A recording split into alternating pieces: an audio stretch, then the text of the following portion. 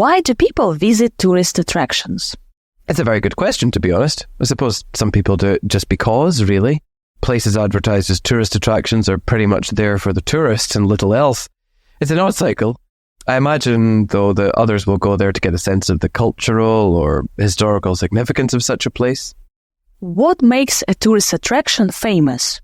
Sometimes it's something as simple as the fact that it's labelled as a tourist attraction, and people go there for that express purpose. But for others, it could be the significance of the place culturally or historically, like the Eiffel Tower or Mount Rushmore. Others might like it just because it's a nice place to take photos or get a sense of the scale of something, like the Grand Canyon. Do local people like to visit local tourist attractions? I mean, I would guess so, assuming they hold interesting events or something else of value there. Even if they don't, they might just go for the commercial opportunities, like selling things to tourists. I could see how they might dislike it, though, if it ruins the local environment, atmosphere, and economy. Do you think tourism damages the environment? Oh yes, absolutely. Even if we discount things like international tourism, tourists still have to move around somehow, and this is usually by car or bus, and the emissions from those can be harmful. Then there's all the trash that gets left behind in the wake of any group of people and all the vandalism that might take place if they are breaking things off statues or carving things into walls to leave their mark. Do you think tourism causes environmental change? Beyond what I just mentioned, it might encourage positive attitudes to the environment if the experience is designed in a way to encourage that, but tourists would need to be in the place to get that messaging. So at that point, the damage is already done, isn't it? How can people prevent the environmental damage caused by tourism? Other than by ending it and removing the tourists, maybe by strictly enforcing rules designed to protect the local environment, using the money generated by tourists to help bolster the local ecology. That might make a difference. Does mass tourism give few benefits to local communities? It certainly might if the community is unable or unwilling to support the incoming tourists, which is their right. You might not be terribly thrilled if all these strange people were coming and photographing you without your consent and leaving garbage everywhere. This goes both ways, though. The community might not have anything the tourists want, even in the way of food, if tourists just want mass-produced food, like fast food, which they can get anywhere.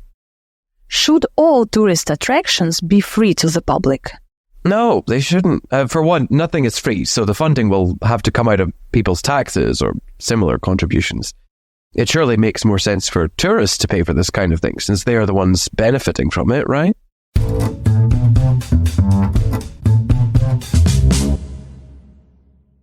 Tourist attractions, or we call them sites, are popular places for tourists, like in Paris, the Louvre, Yeah. in London, the Big Ben, so tourist attractions.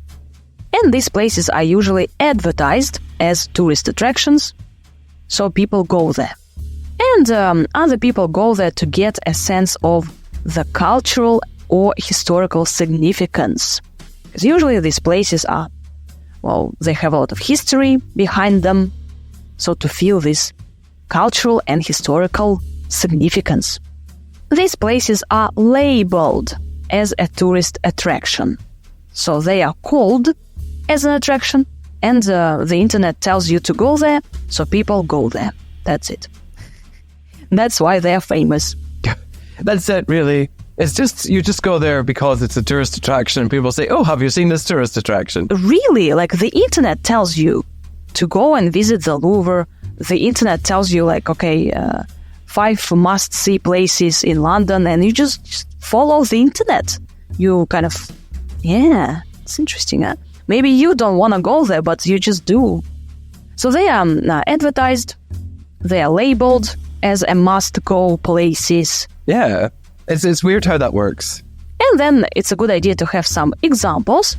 It could be the significance of the place, culturally or historically, like the Eiffel Tower in Paris.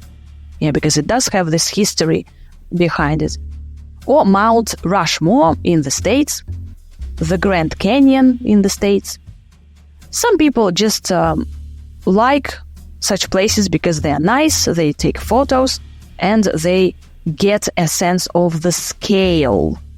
So it's this massive Grand Canyon, to feel. a sense of the scale. Scale is like how massive, how big something is. Local people can visit local tourist attractions if they are holding some interesting events. To hold events, or if such events are of value. So if the locals are into the events, if they like these events, if they appreciate such events, they might go for the commercial opportunities, like selling things to tourists, using tourists for money. Well, how best to say this? Yeah, locals use tourists for money. You've got to make money somehow. Yeah, exactly. So kind of tourists are the meat for some people. Yum, yum, yum. They give them money, so yeah. And notice how Rory says it. Locals might go there, like go to tourist attractions for the commercial opportunities, just to make money out of tourists. To milk tourists like we milk cows. But it's not very nice to say. It's not. So perhaps to contribute to the local economy would be better. Tourism can damage the environment. And we talk about international tourism, mass tourism, with the buses full of tourists.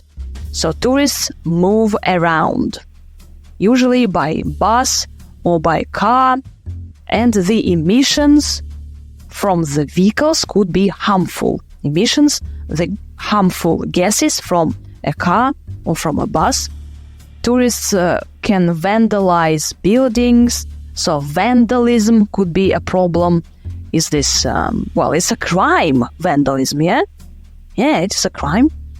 When tourists destroy buildings, like one tourist take a small stone and then 15,000 tourists take a small stone and then there is no building left, yeah?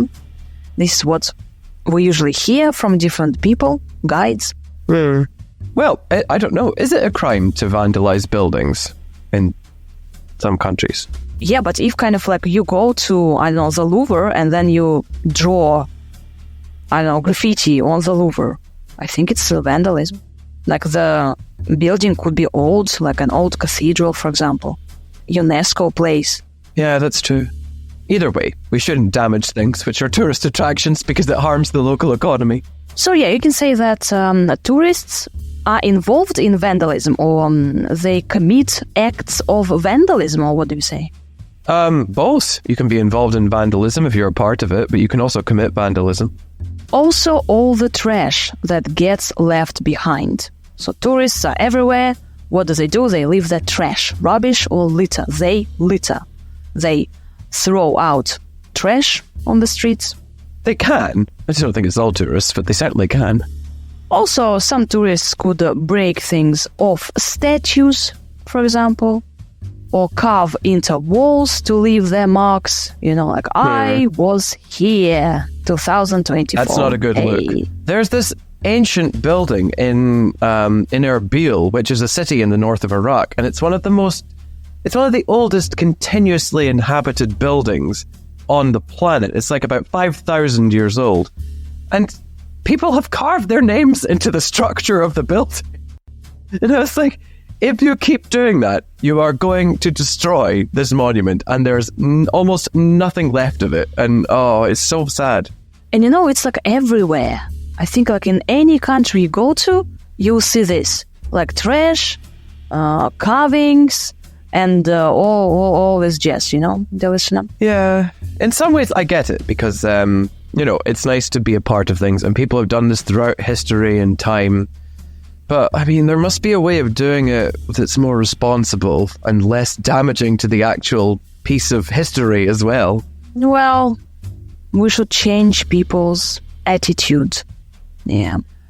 So, I like Rory's solution. Removing the tourists. They can remove the tourists and no damage, no trash. Everything will be safe. Obviously, this is a very extreme option. Strictly enforce rules designed to protect the local environment. Okay, so the government should enforce strict rules to protect the local environment. And money which is generated by tourists should be used to protect the local ecology or bolster the local ecology. What is bolster? Yeah, to prop up. To prop up is just to support, no, I think support is the best word, to support the local economy. We talk about mass tourism, dear listener. We don't talk about travelers who are usually aware of these things and who contribute to the economy rather than destroying different statues and walls. Mass tourism does contribute to local economies, but do they really? Well, it could. But the thing is that the community has something to should have something to offer, and also the tourists should want to take advantage of that kind of thing as well. So if this relationship does not exist, then it's hard to see how it would happen. So the tourists should behave, and also the community should be friendly. And an example here is you might not be terribly thrilled, you might not be happy if thousands of tourists were coming and photographing you without your consent, which usually happens when tourists go to a small village. They start taking photos of everything, and people live there, it's their houses, even if they are old and they are a piece of art, but still it's their houses. And very often just people take photographs, even if they see a sign no photos, they still do take photos. Leaving garbage everywhere, leaving their trash. So an interesting idea is that it goes both ways. So the community and tourists work together. Or attempt to. Rory thinks tourist attractions should not be free, so some of them should not be free. No, nothing's free. Nothing is free. Nothing is free. So funding will probably come out of people's taxes. Mm-hmm. Or some places should be funded by tourists. So if they damage the place, they should pay. Okay?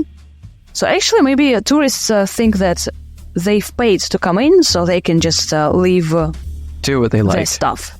Yeah, they can do what they like. I've paid for it, I've paid for my entrance, so I can touch all the statues. I can leave my trash, so you take care of it because I've paid you. Oh, maybe some people think like this. Wait, I imagine they do, but they would be wrong. Yeah, no, it's not very nice. So tourists benefit from visiting different attractions, from visiting different sites, so they should pay. Okay? Dear listener, how are you doing? Are you okay? Do you hate tourists now? Are you also annoyed by crazy tourists? Yeah. And by crazy tourists, I mean mass tourism, these buses of crazy people, and usually they're a bit, crazy. Yeah. Once in Italy, I saw a signature tourists go home, travelers are welcome. I mean, I don't see that that's a particularly bad thing, to be honest, if you're just destroying the local environment and economy. Thank you very much for listening, and we'll get back to you in our next episode. Bye! Bye!